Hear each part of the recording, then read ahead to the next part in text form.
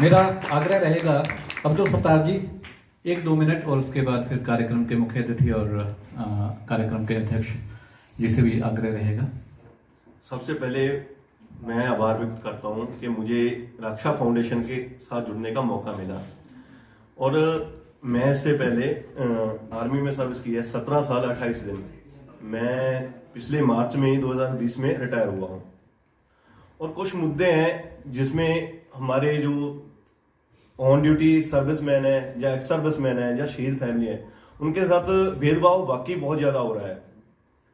कहीं भी चले जाओ, पुलिस के पास चले जाओ, कोई ऐसा है पड़ोसी तंग कर रहा है तो कहीं सुनवाई नहीं है। अभी पीछे से मैं सर से इनसे डिस्कस किया था इस एक मुद्दे पे कि 2 साल से एक हमारे जीएसयू हैं, सूबेदार हैं, ड्रेस पहन के हम सीएम तक मतलब अप्रोच कर चुके हैं, लेकिन धक्काशाही इतनी है कि एक फौज को लेटर जा रहा है सरपंच की तरफ से। कौन से सरपंच की? जिसके ऊपर गैर कानूनी ढंग से कार्रवाई की, उसने किया होगा काम, तो उस पे उसको बर्खास्त किया हुआ है।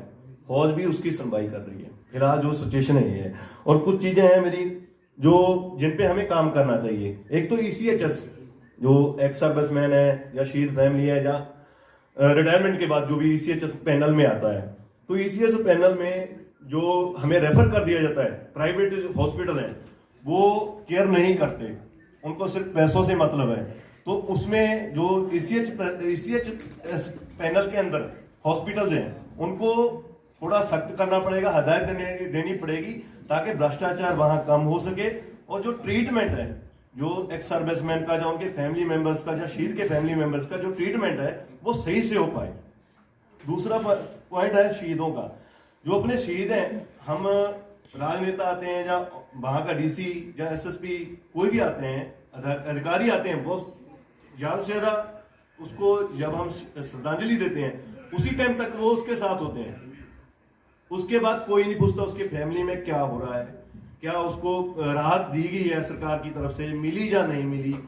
वादे बहुत बड़े किए जाते हैं। मेरा भाई शहीद है, शहीद शौर्य चक्र है, शहीद बुद्धू खान, ओएम ट्रेड था उसका और नासिर में शहीद हुआ था। ठीक, तो उनके लिए तकरीबन मुझे पता है 5 साल मैं भागदौड़ की, तब जाकर, जबकि शौर्य चक्र तो उसको तकरीबन 6-7 महीने के बाद ही अनाउंस हो गया था। 15 अगस्त को मिल गया था। 22 फरवरी 2008 को शहीद हुए थे और 15 अगस्त 2008 को उसको शौर्य चक्र मिला था। उनके स्कूल का नाम उसके नाम से जोड़ने की, जबकि प्रेरणादायक होगा अगर किसी संस्था के नाम पे, स्कूल के नाम पे किसी शहीद का नाम जुड़ता है तो ऑलरेडी बच्चों में देशभक्ति जागेगी। उस नाम के लिए मैं इतना भागा हूं यहाँ गवर्नर हाउस तक, ताकि नाम जो है स्कूल का चेंज हो सके। लेकिन इस चीज पे भी कोई ध्यान नहीं देता, सिर्फ एक वादे होते हैं राजनीतिक पार्टियों के। और एक पॉइंट मेरा और है आरटीआई।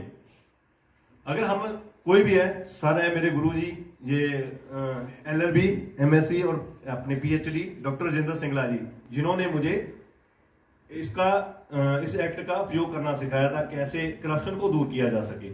मेरे 2-4 मुद्दे हैं, अगर हमारे में ये भी, हमें भी कोई लगता है कि कोई मुद्दा करप्शन का है, हमें उसके साथ भी अपने फाउंडेशन की तरफ से भी आवाज उठानी चाहिए।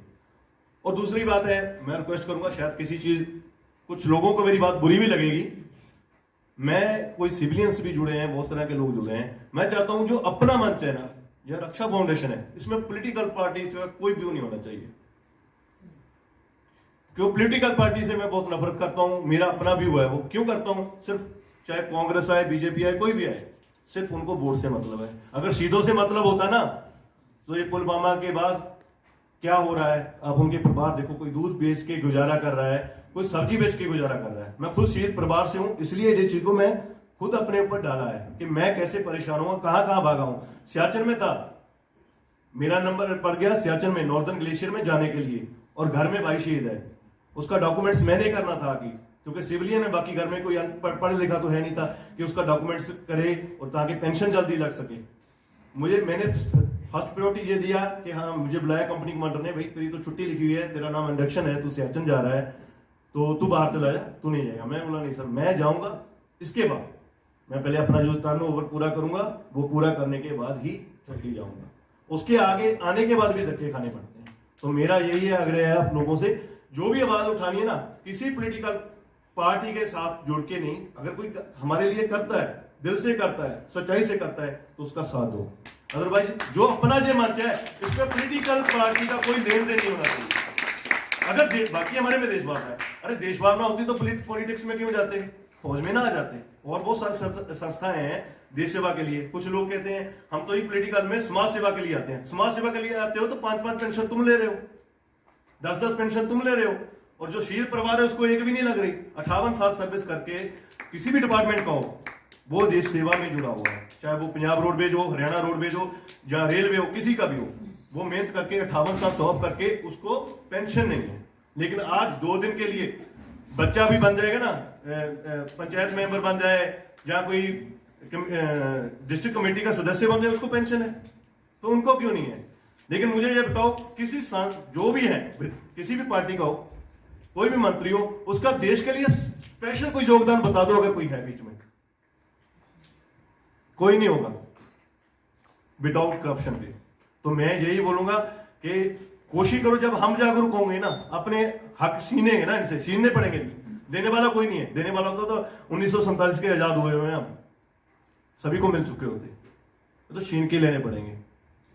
रोड पे जाओ, रोड देख लो क्या है, टैक्स देते हो, हर जगह पे देते हो। और दूसरी बात है, इतना जलील करते हैं ऑन सर्विस बंदे को ये टोल टैक्स वाले, जबकि लेटर है, या तो गाइडलाइन प्रॉपरली करो। नेशनल हाईवे अथॉरिटी को मैंने आरटीआई डाली थी कि भाई ये दुर्व्यवहार क्यों हो रहा है सैनिकों के साथ। फैमिली होती है, बच्चों के सामने उसकी बेइज्जती की जा रही है, क्या हम ये वर्दी का यही है हमारे पास।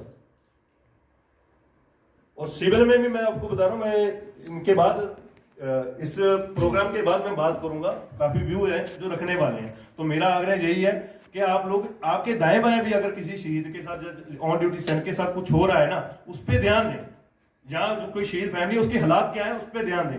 अगर आप नहीं कुछ कर सकते तो अपने फाउंडेशन में ये बात को जरूर पहुंचाएं, ताकि हम उसके लिए कुछ ना कुछ कर सके। धन्यवाद, जय हिंद।